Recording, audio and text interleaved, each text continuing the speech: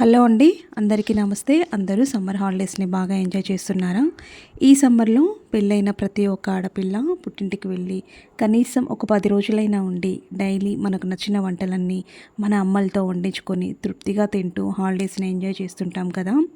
ఎందుకో అర్థం కాదు, కానీ మన పుట్టింట్లో మన అమ్మ చేతితో కారంతో తిన్నా సరే అమృతంలాగా ఉంటుంది. అలా నేను కూడా మా ఇంటికి వెళ్ళినప్పుడు నాకు నచ్చిన నాన్ వెజ్ వంటలన్నీ మా మమ్మీతో కట్టెల పొయ్యి మీద వండించుకుంటాను. అలా నాకు నచ్చిన వంటల్లో ఒకటైన నాటుకోడి పులుసును చాలా తక్కువ ఇంగ్రీడియంట్స్తో సింపుల్గా, ఫాస్ట్గా, ఈజీగా ఎలా చేసుకోవాలో చూపిస్తాం. ఇందులో మనం ఇంగ్రీడియంట్స్ చాలా తక్కువ వాడుకుంటున్నాం, కానీ కట్టెల పొయ్యి మీద వండడం వల్ల, అది కూడా అమ్మ చేతితో వండడం వలన టేస్ట్ అయితే అదిరిపోయింది. ఇప్పుడు ఈ నాటుకోడి పులుసును ఎలా చేసుకోవాలో చూద్దాం రండి. ఇక్కడ మేము ఊర్లో దొరికే ఒక నాటుకోడిని తీసుకున్నాము. దానికి ఈకలు లేకుండా శుభ్రంగా చేసుకొని పొయ్యి మీద మంచిగా కాల్చుకోవాలి. అదే అండి ఊర్లో అయితే కాపుకోవడం అని అంటారు.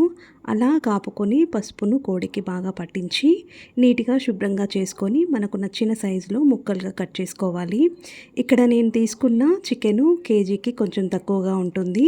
ఇప్పుడు ఈ చికెన్లో కొంచెం పసుపు, కొంచెం ఆయిల్ వేసుకొని అంతా మంచిగా కలుపుకొని మూత పెట్టుకొని పక్కన పెట్టుకుందాం. ఇప్పుడు పొయ్యి మీద ఒక గిన్నెను పెట్టుకొని గిన్నె కొంచెం వేడైన తర్వాత అందులో ఆయిల్ వేయడానికి ముందుగానే ఒక ఎండుమిర్చిని చేతితో తుంచి వేసుకోవాలి. అలాగే కొంచెం జీలకర్రను కూడా వేసుకోవాలి.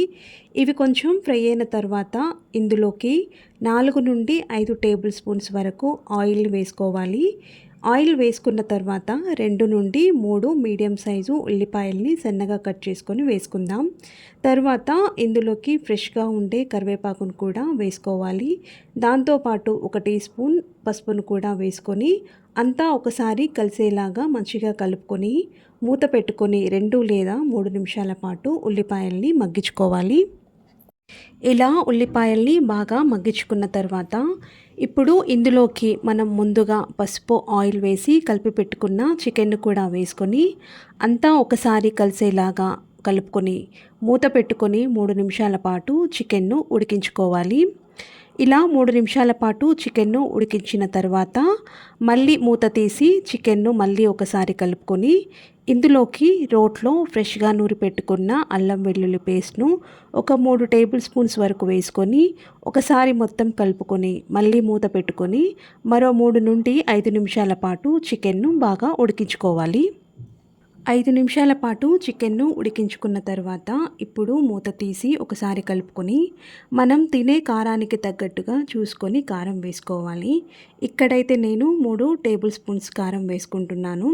కారం వేసుకొని అంతా కలుపుకొని మూత పెట్టుకొని మరొక నిమిషం పాటు మగ్గించుకొని మళ్ళీ మూత తీసి ఒకసారి కలుపుకొని మనకు పులుసు ఎంత కావాలో, అలాగే పులుసు చిక్కగా ఉండాలా లేదా పల్చగా ఉండాలా మీ ఇష్టానికి తగ్గట్టుగా చూసుకొని, పులుసు మీకు ఎలా కావాలంటే అలా చూసుకొని వాటర్ను పోసుకొని మళ్ళీ మూత పెట్టుకొని 5 నిమిషాల పాటు ఉడికించుకోవాలి.